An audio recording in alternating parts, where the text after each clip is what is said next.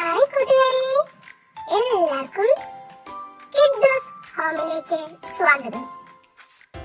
Hi കൂട്ടുകാരെ, November 14 ഇന്ത്യയുടെ ആദ്യത്തെ പ്രധാനമന്ത്രിയായിരുന്ന ജവഹർലാൽ നെഹ്റുവിന്റെ ജന്മദിനമാണ്.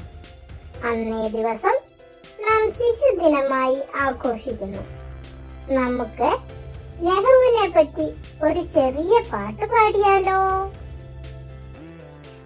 ജവഹർലാൽ ജി ചാച്ചാജി, ജനകോടികൾ തന്നെ താജി, പനിനീർപ്പൂവിൻ ചങ്ങാതി, ജയ് ജയ് ചാച്ചാ നെഹ്റുജി.